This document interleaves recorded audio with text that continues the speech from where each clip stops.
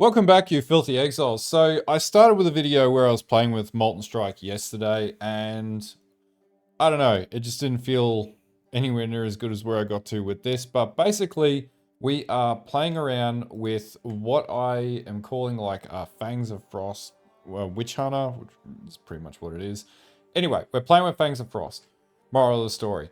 First of all, 2.6k DPS on a 4 link with like level 12 gems with like a really scuffed piece of equipment. The only thing that makes it good is the attack speed. Uh, this has potential, and I'm starting to see scale up between that and Glacial Lance as well. So basically, we use that in combination with Venopuncture, which then basically means that all damage taken or all damage from hits against bleeding targets contributes to chill magnitude, and then we have increased bleed on hit and magnitude of bleed, and that basically increases the amount of freezing that we do or magnitude of chill. And also then we put Grip of Winter on the build as well.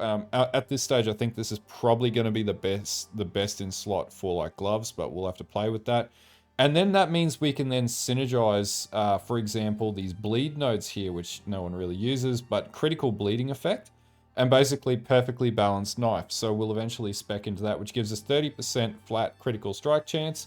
And then basically that's the route that we're going to go, right? We're going to scale up a ton of crit, use spears, get a big DPS spear, and just go absolutely ham on enemies and blow screens up. That's the theory anyway. Defensively, I pretty much came up with, we're going to use a bit of a different setup here, and we're going to go with a hybrid like armor block setup, and maybe even like a buckler setup if we can do that, an evasion setup. So basically the block is going to deal with like, you know, the inbound spell damage and all that sort of stuff. And we'll also cap out a reses, and we're not doing too bad on this front, but we've got a long way to go. We'll probably get to like 2000 to 2500 HP if possible. And then we'll also max out our evasion rating, which we're working pretty well at the moment. To be honest with you, my chest piece is absolute crap. My helm needs to change and everything else in between. So a couple of things with this, right? The tree is just very much in flux. I'm actually thinking we could go like resonance potentially, which is not up here. It's up here somewhere, wherever you are. Anyway, we'll find it. There could be an argument to say we go resonance. Otherwise, we could also like just absolutely flat out go like, you know, uh, crit.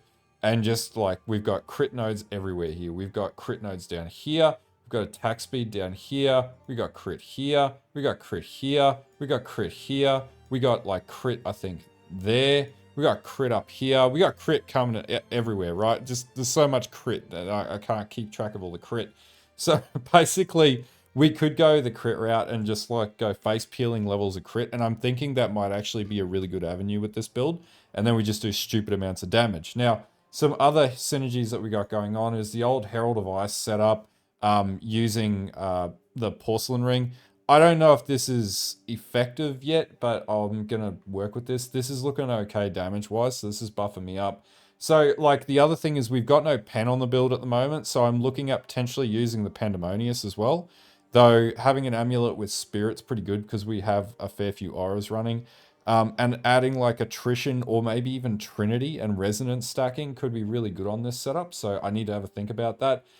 This is very similar to like the old Frostblades build in from the like Trickster in Path of Exile 1, the way that I'm looking at this. And then basically I'm also thinking Heat Shiver. And the reason why Heat Shiver is gain 1% of cold damage as extra fire damage per 1% chill magnitude on the enemy. Now we have a lot of chill magnitude. And then we could even run something like Hari's Ire as the chest piece and just do absolutely blistering amounts of freeze and just blow crap up left, right, and center. Is that going to be good? I don't know yet, but it's worth testing out. I don't know if Pandemonius is going to be good. It could be fantastic. It could be total garbage. But this is something that we're just going to have to test out. Now, in the test footage at the very start, is it the fastest build in the world? No. But also my explosive spears build wasn't, you know, the fastest build in the you know, history of things, but it's super tanky and it's consistently smashing like up to T17 18 content with no real issues. The other thing I thought about too is we could also put the deepest tower on this as well. And the reason why the deepest tower would actually be really good is because of the ascendancy, right? So the Witch Hunter actually synergizes and you get an extra 70% increased damage against enemies that are low life. Then we also, like, we pretty much travel over all the tree. I just realized that's pretty good there. We also travel over all the tree nodes that would take advantage of the deepest tower as well. So we've got these here, and then a few nodes down, we've got an extra, 180%, 180% DPS down here. So there's a fair bit of like synergy that we could go. Increased accuracy would also be preferable. Otherwise, we've got more crit here. So like there's also the chance of taking more crit bonus damage here, just absolutely throttling more crit, and then the deepest tower, and like potentially this could like totally one-shot bosses if it's strong enough. But yeah, probably not, but you get the gist, right? There's potential for this build to grow and become something more than what it is right now. So I'm going to proceed to do exactly that and make this build a reality. Now, a few things on the Ascendancy that I'm abusing right now is the No Mercy node. So deal up to 40% more damage to enemies based on the missing concentration, and Witchbane as well. I think this is doing something pretty effective, and I'm keen to see how that plays out. So, more power to it. I'm tossing up, I don't think Zealous Inquisition's as effective as what it could be, because we already do like insane AoE, so it really just doesn't make a lot of sense. So potentially Judge, Jury, and Executioner with Culling Strike could be really good, or we could go the route of Ceremonial Ablution, and basically we could add Sorcery Ward into the build, and that would make me really, really tanky. Especially if we have a ton of overcapped evasion, that just makes absolutely no sense. Then basically enough evasion that we can cap our evasion and still have Sorcery Ward and then have block, we would be a absolute meat bag. We would barely take damage, which would be really good. The only thing is we need a source of basic minimum regeneration, like at least 100 to sustain incoming damage, and I think that should be enough. Anyway, that's a basic concept of the build. Let's talk about the gear that's in the setup right now. All this will be in the POB below, and I'll also put this in the Mobalytics as well. And I've got to finish my written guide for Mother Mobalytics too. But hopefully this build pans out. It's all testing at this stage. I have no idea how this is going to go. But, if you want to see the journey or come along for the journey, you're welcome to. But anyway, let's get into the gear setup. Okay, so as far as gear, as we're sort of leveling up right now, we've had to get some really cheap uniques. So first of all, we have Thrill Steel. This one should be relatively cheap now, I'm pretty sure. Don't think it is working. There we go. Okay, it's not the cheapest item. Oh no, it. Yeah, okay, it's going up. All right, so if you've got a Thrill Steel, awesome. If you don't have a Thrill Steel, pretty much any other helm with evasion and like anything else like that will do. You should be okay. We'll go to Heat Shiver at level 52. This is like 10x, so this is a relatively cheap item. I know people are like, oh, there's not a lot of X drops, but if this is your second toon, this is pretty easy to go. By the way, I wouldn't recommend doing this as a first toon. It's way too many uniques, but anyway. Outside of that, it's just any old scuffed chest. I've got Spirit in mine, as I have in my amulet as well. Mana regeneration is really important because you have to sustain a lot of hits early on, as in being able to hit really quickly early on. So that is definitely going to help you a hell of a lot. And then basically, yeah, like any resistances, anything like that that you can put in it. There's no particular thing here. It's just like I've got a hybrid armor and evasion chest piece. I really don't need armor, so realistically, like, switching to evasion would be the preference. I am running a standard tower shield, and the reason why is because the base block on these shields is much better than the bucklers, right? Ultimately, we're probably going to go buckler, but we need like a really good high block chance buckler to be able to justify going that route. So for now, this is doing a way better job than any buckler that I can get. Now for the spear, I actually found high DPS wasn't a better outcome. Cold damage and accuracy and attack speed were. So 18% attack speed was the difference between me killing the Cobra Lady and not killing the Cobra Lady. So do with that what you will. So you don't need as much DPS initially, but eventually, like, we're going to switch to like something that I was already running on my other builds, which is like this here, or like, where is it? Like this spear here. Like I've already got a number of spears I was already running that were like super strong. And now I'd just be speccing into those once I get to the right levels. Even this spear here is not too bad. Actually, this spear here is fantastic, level 65. That is a wild spear early on. But anyway, so that's basically it for the spear. Then we're running the porcelain. I just call it porcelain ring, right? This is one that does explode to or shatter when you blow up enemies, and it synergizes with Herald of Ice. Still really effective with this setup because we're freezing enemies and we want to shatter them, and then they blow up and kill more things. So until I test other things, this is probably the best ring that I can recommend. And then we'll eventually switch out of this. Now the Venopuncture is a really interesting ring. I was looking. There's also the poison variant of this too, which is really interesting. Which is something on a Pathfinder could be done with that. But basically, when you do bleed, you do chill, which is a problem. So you do need you will need like the thawing charm to stop that from affecting you when you're mapping or something like that, or when you're playing through. But basically what it does is it takes bleed magnitude and it changes bleed magnitude into chill magnitude. And the reason why this is really important is because when we do something like heat shiver, that 1% chill magnitude is converted to 1% equivalent fire damage. So we do end up doing like a hybrid fire ice damage to enemies, which if we're running Trinity and thinking about this more and more, Trinity might actually be, and resonance stacking might actually be the strongest route to go with this build. But we're going to have to test this, and maybe Herald of Ice isn't the way to go, and Trinity is going to be the way to go. But anyway, I really wanted to test this ring out, and we can abuse bleed to get more crit. And so basically, you know, this allows us to crit more because right now crit's pretty mediocre, and that's why the damage isn't really going up there, but we need to stack crit to get this popping off. Then on our setup here, we've got Grip of Winter, basically 24% increased magnitude of chill you inflict, and this is going to synergize with the Heat Shiver again. So, you know, these magnitudes just give you increased fire damage as far as I can see. So this is actually really, really cool. And now looking at it is a pretty good synergy. So I'm hoping this actually works, because if it does, it's going to be a wild, wild build. I'm running an Inferno clasp just because I had one chilling there, right? It's a really good belt. It's super cheap. It drops like from anywhere, and I just like it. So yeah, you can use it or not use it. It's up to you. I'm probably going to switch this out for a rare belt though down the track, but right now this is doing the job. Boots wise, 20% movement speed is really good on this build. 25 to 30 is better. And basically, like any other stats that you need to cap off here, that's what I'm running. Then flasks. I like self-regeneration flasks now. I'm really getting used to this because when you're in a fight and it's lasting a little while, this is the stuff that's going to keep you alive, not the ones that, you know, juice up as you kill enemies. So if you can get these, this is the preference. And then for charms, I'm running a Sapphire Charm, a Thawing Charm, and a Ruby Charm at the moment.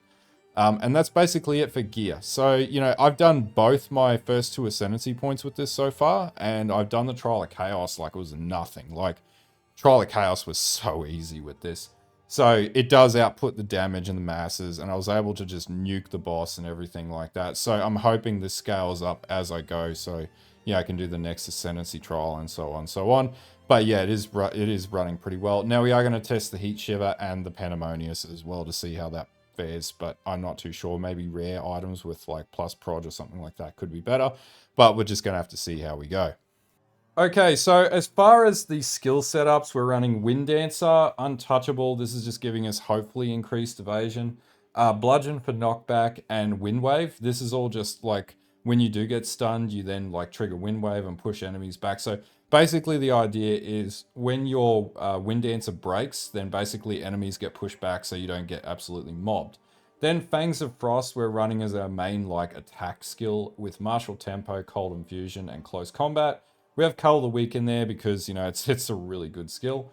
Herald of Ice, obviously, because this is an ice build. So Magnified Effect, Frost Nexus, and Precision are all in here. Because we have so much spirit from all of our gear, like our chest piece and our amulet, we're able to do this. Then is our second big damage dealer that's taking out all our, you know, doing all our AoE when we're potentially mapping and stuff like that. Running Glacial Lance, and this is with Primal Armament, Retreat, and Fast Forward. Basically, Fast Forward reduces its duration to explode when you when you consume a frenzy charge, and Retreat when you hit with your Fangs of Frost. This does a pretty good amount of increased damage. The damage looks a bit lackluster right now, but the explosion's about 2.7k, so it's still hitting a little more than Frostfang when it explodes. And quite frankly, because we freeze so much and we have so much buildup, we're able to cast this almost constantly. It's got constant uptime. Now, Similar to my explosive spear build, we use combat frenzy, and this with profusion, and then we also have clarity and vitality in this. This is allowing us to basically constantly keep frenzy charges up. So basically you gain a frenzy charge when you freeze, electrocute, or pin an enemy, and in this case we freeze constantly, like that's all we're doing. And basically as you gear this up or level this up, this will mean that you can generate charges just like, you know, at the click of your fingers, which is a really, really efficient way to like make this build work at the end of the day. I'm sort of thinking at a certain point, we will just be able to non-stop cast Glacial Lance if we've got enough mana to sustain it and just absolutely blow entire screens to Kingdom Come. But we'll see how we go when we get into endgame. This could actually be a totally cracked build, and I'm hoping that's the case. Okay, so for the pathing tree, ascendancy-wise, we've done the first two ascendancies on the WitchHunter. Witchbane and No Mercy were the first two. To be honest with you, the Gemling Legionnaire is probably going to be better for this because it's got so much more utility as far as the gem socket colors and speed and stuff like that. But I really want to play WitchHunter, so that's what we're doing. Anyway, so we come down. We're going to get Mass Hysteria. I'm thinking about picking up Battle Harden as well because it's free evasion rating and 20% crit damage bonus reduction, which is really useful. And then we come down, we pick up the Lay Siege nodes. So when we stack block, we also stack damage. So block equals damage. We're also going to pick up Blurred Motion, which will give us accuracy, dex, and attack speed. And attack speed is really important on this build. Then we come across and we then go down and we pick up our Escape Strategy and Careful Consideration. And we move into getting Parrying Motion as well, which is going to increase the amount of block and movement speed that we have when we block. And then basically we're going to come back down, grab Shield Expertise as well. We're also going to grab Forces of Nature early on for early attack pen. Now I'm testing this at the moment, so I think this is good, but I'm not 100% sure. Then we come all the way across and we want to target getting all of the spear nodes, Precise Point, Roll Strike, Focus Thrust. We do want to come back and get Javelin and also Acceleration. And that's basically where we're at by about level 50. So we have a long ways to go and a lot of points to allocate, but we're sort of, the build's starting to come online. It's just going to be the case of now playing with the POB and seeing how that plays out. But all this will be in the description if you want to try the build yourself and see if you can make it work. Maybe you can figure out some stuff that I haven't figured out yet. And yeah, we'll go from there. Anyway, I hope you guys find these videos okay. I'm actually, like, I'm having fun with Path of Exile 2. I know a lot of people aren't, but I am. And half of that fun is just, like, finding new build combinations and variations. I've sort of gotten past the point where I don't understand the defenses anymore. I really do understand how the defenses work. And I have a few, like, main defense setups that work really well that I have a lot of fun with. Now, I do have a Thorns build that I'm working on too.